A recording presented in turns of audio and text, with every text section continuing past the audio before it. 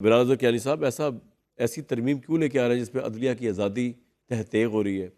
एक ऐसी अदालत बनाने जा रहे हैं जो सुप्रीम कोर्ट से पावर ले रही है, और इन सो मेनी वर्ड्स लग ये रहा है कि आप बेसिकली सुप्रीम कोर्ट के हुक्म को मानने से इनकारी हैं, सरियन इनकारी, कंटेम्प्ट।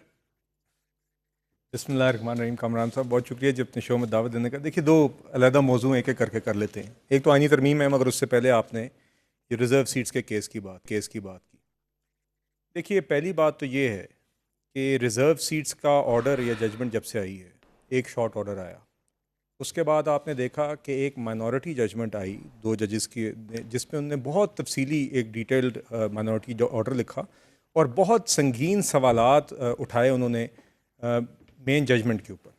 और उसके बाद आपने देखा कि हुकूमत की तरफ से भी और इलेक्शन कमीशन की तरफ से भी रिव्यू पिटिशंस भी दायर हुई, जो कि आज तक पेंडिंग है। ना सिर्फ वो पेंडिंग है, उस शॉर्ट ऑर्डर का डिटेल्ड ऑर्डर भी आज तक नहीं है आपके सामने।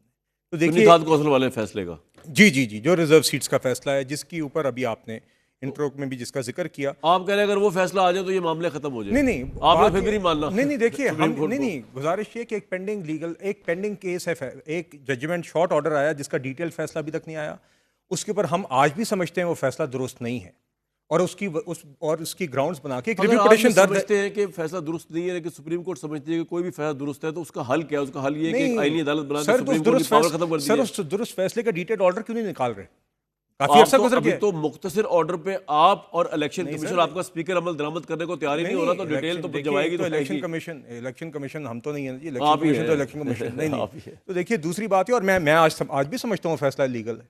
देखिए, मैं समझता हूँ कि वो फैसला दुरुस्त नहीं है, गलत फैसले हो सकते हैं। अगर डिटेल जजमेंट भी आ जाए जी, आपकी रिव्यू पिटीशन भी सेट असाइड कर दी जाए, आप सुप्रीम कोर्ट का ये फैसला मानने को तैयार होंगे कि सुन्नी थात कौंसिल नहीं, दरअसल पीटीआई के मेंबर्स हैं जो आजाद हैं, पीटीआई के वो मेंबर जिन्होंने एप्लीकेशन जमा करा दी है, उसकी अददी अक्सरियत मानने को आप तैयार होंगे, या फिर भी आप वो बंदर बाट करके पीपल्स पार्टी अपने लिए सीटें ले लेंगे? मैं पहले तो ये समझता हूँ कि जो फैसला जो कि री राइटिंग ऑफ द कॉन्स्टिट्यूशन के जुमरे में आ रहा हो, पहले तो मैं उम्मीद करता हूँ कि वो फैसला दुरुस्त होगा। देखिए, आप कह रहे हैं गलत है, आप कह रहे हैं you have a right यानी साहब to make a fair comment on the decision that has been made।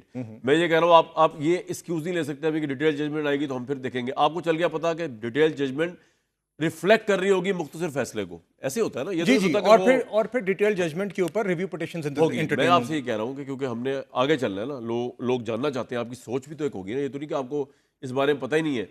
ये डिटेल जजमेंट के अंदर और आपकी रिव्यू पिटीशन सेट असाइड होकर अगर मुख्तसर फैसला ही सस्टेन करता है, जिसमें स्पेशल सीट्स नून लीग को नहीं मिल रही, स्पेशल सीट्स पीपल्स पार्टी को नहीं मिल रही, पीटीआई को मिल रही है, PTI as a party register हो रही है कौमी असेंबली के अंदर, आप एक्सेप्ट करेंगे या नहीं करेंगे? या आप कहेंगे जी री राइटिंग हम नहीं मानते? नहीं, देखिए, पार्लियामान के पास हम कोई भी कभी भी ऐसी सूरत हाल नहीं चाहता कोई भी कि सुप्रीम कोर्ट के फैसलों पे अमल दरामद ना हो। आपकी एक डिस्ट्रीब्यूशन ऑफ पावर है, इसको मानेंगे? नहीं, देखिए, वो तो इलेक्शन कमीशन ने मानना होगा ना। फिर हमने देखिए, हम उसके ऊपर एक राय दे सकते हैं, उसके बाद फैसला गलत भी हो सकता है, मगर अमल दरामद की जिम्मेदारी है कि स्पीकर क्यों लिख रहे हैं? आपने भी तो मानना ही है ना, आपने भी नोटिफाई नहीं, करना ही है। बिकॉज देखिए, स्पीकर बिल्कुल जहाँ पे वो समझते हैं, वो स्पीकर को नोटिफाई नहीं करना इन मेंबर्स को। नहीं, इलेक्शन कमीशन नहीं, देखिए, स्पीकर साहब ने, आपने देखा कि उन्होंने जो लेटर लिखा, उनने भी यही जब सवालात उठाए। देखिए, सुप्रीम कोर्ट क्यों नहीं डिटेल्ड ऑर्डर दे रही है? मैं कह रहा हूँ स्पीकर ने सवाल क्यों उठाए इलेक्शन कमीशन से? क्योंकि स्पीकर ने ही सारा कुछ करना है ना इसको एक्सिक्यूट। नहीं, स्पेशल सीट्स को इलेक्शन कमीशन पहले नोटिफाई करता है, नोटिफिकेशन की बुनियाद के ऊपर फिर स्पीकर जो है पार्लियामेंट के अंदर उनका ओथ लिया जाता है, उनको बुलाया जाता है। स्पीकर ने क्यों लेटर लिखा भाई? ये सारा मामला इलेक्शन कमीशन का, स्पीकर ने बिला वजह कोई लेटर लिख दिया? नहीं, बिकॉज उनका भी एक हाउस, देखिए, उनके हाउस से रिलेटेड एक मामला है ना जो पेंडिंग। अच्छा, वो ये चाह रहे हैं कि जनाब आप जल्दी जल्दी फैसला करें ताकि हम नोटिफाई ना करें और ये सीटें तहरीक इंसाफ को ना दें और नून लीग और पीपल्स पार्टी को दे दें। आपको कह रहे हैं, नहीं, आप उस तरीके से भी बयान कर सकते हैं जिस रहा हूं सर, आपका एक सुप्रीम कोर्ट का एक जजमेंट है जिसके अंदर सामने मुद्दई कह रहा है मैं ये सीट नहीं मांग रहा पीटीआई के लिए। नहीं सर, पीटीआई सीटें नहीं मांग रही। व्हाई यानी साहब एक मिनट के लिए, क्योंकि आप कह रहे हैं डिटेल जजमेंट आएगी तो आप बात करेंगे। नहीं सर, आप क्योंकि जिस तरीके से आपने बयान किया, मैं उसी जबान में जवाब दे रहा हूं ना। आपने कहा कि क्योंकि पीटीआई को सीटें नहीं देनी, हम हाँ, वो नहीं देनी आपने। नहीं, देखिए, आपने एनी कॉस्ट नहीं देनी। मैं आपसे ये कह रहा हूं कि आप समझाएं लोगों को, अपने ब्रदर जजेस समेत, कि पीटीआई को आपने किस बुनियाद पे दी। उन्होंने सवालात उठाए, आप डिटेल ऑर्डर के अंदर उन सवालात के जवाब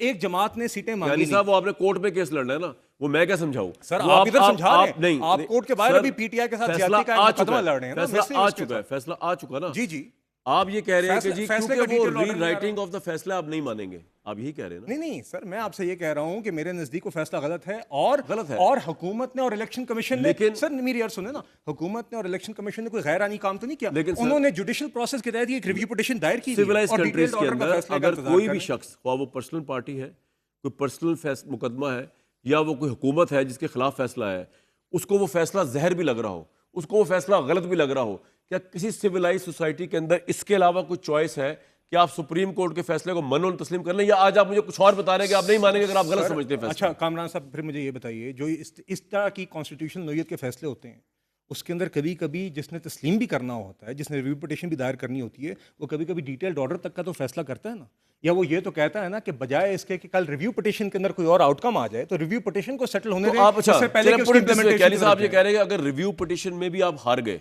अगर तो जीत गए फिर तो सवाल ही नहीं ना बनता। अगर आप रिव्यू पिटीशन में हार गए तो आप सुप्रीम कोर्ट की इस अथॉरिटी को तस्लीम करेंगे कि फैसला ख्वाह आपको गलत लगता है, तभी आप जा रहे हैं रिव्यू के मैं अंदर, तो- आप फैसला मान लेंगे या नहीं मेरा मानेंगे? मानना ना मानना है नहीं, आपसे मुराद गवर्नमेंट है ना? नहीं सर, गवर्नमेंट भी नहीं है, इलेक्शन कमीशन है। देखिए इलेक्शन इसमें कमीशन, government तो कई- आप क्या सजेस्ट करते हैं? इलेक्शन कमीशन को फैसला मानना चाहिए अगर रिव्यू पिटीशन में भी आ जाए? आप कहते हैं कि नहीं मानना चाहिए। जी देखिए, मैं उम्मीद करता हूँ क्योंकि बिल्कुल सारी चीज़ें आइन के मुताबिक होनी चाहिए, मैं उम्मीद करता हूँ जो फाइनल फैसला प्रिवेल करेगा वो भी कॉन्स्टिट्यूशनल होगा और ट्राइकोटमी ऑफ पावर्स को तस्लीम करते हुए एक आइन के मुताबिक होते हुए फैसले को इलेक्शन कमीशन भी तस्लीम करे। पॉइंट आपका आ गया।